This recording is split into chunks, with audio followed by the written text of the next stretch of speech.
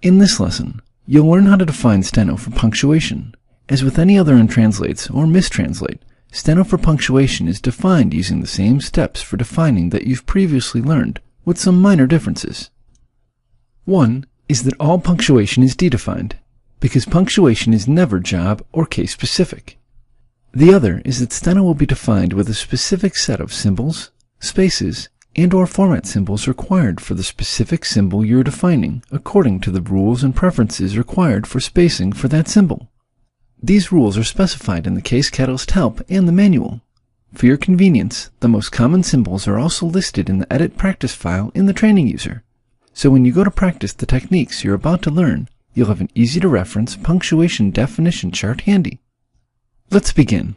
First, I'll position the cursor on the first example in this file, on Untranslate, by pressing F8 to scan forward. As there's only one stroke, there's no need for me to mark the steno. As I mentioned earlier, all punctuation will be defined, so I'll press Ctrl D. Just as Case Catalyst knows to automatically place a space between translated words, it also already knows that punctuation should be treated differently than text. It is not necessary to use special commands to attach the comma to the end of the previous word, or to add a space afterward, if only one space is required. Therefore, the definition for steno for a comma is simply the comma symbol. That's all there is to it. All the occurrences of the steno final RBGS has now been properly defined as a comma. I'll scan to the next item. Normally, the steno final FPLT by itself would mean a period. However, when I write a period followed by a comma, let me open my vertical notes and you'll see that's what I wrote. For me, that's my steno for a semicolon. So I need to mark this and define it as a semicolon. I'll go ahead and mark twice, and then dedefine. The correct definition for a semicolon is just the semicolon symbol.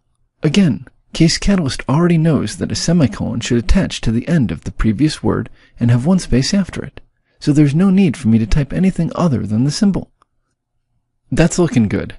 Okay, moving on now, scanning forward to the next item. The definition for a period is a little different than a comma or a semicolon, because there should be two spaces after a period, not just one. The definition for steno for a period is period space. So, in addition to typing a period, I'll press the spacebar once. Let's do another type of end-of-sentence punctuation. This is a misstroke for question mark. Just as with a period, there should be two spaces after a question mark, so the definition should be question mark space. The next item that needs to be fixed is a mistranslate. The words dash dash translated, and what I actually want is the punctuation for dashes. I'll position my cursor on the first occurrence of the word dash, mark twice, and press Ctrl D to dedefine. The definition for dashes is F4K, followed by two hyphen symbols. As you learned in the last lesson, F4 is the key to insert a format symbol, which is a command that tells Case Catalyst how to format the text and what type of spacing to use. The combination of F4 and then K inserts a sticky space format symbol. A sticky space format symbol holds one space. Normally, punctuation symbols will immediately attach to the end of the previous word. If we were defining a hyphen symbol by itself, we absolutely would want it to attach to the end of the previous word. But as we're defining dashes, we don't want it to attach to the end of the previous word. There should be a blank space before the dashes. So, we'll cause that space before the two hyphens by using a sticky space. That's really all there is to defining punctuation. Position the cursor, mark the steno, then type the correct symbols, and if and when necessary, adding the format symbols and/or spacing required. To practice, go into the Training User and follow the directions for Exercise 7 in the Edit Practice document.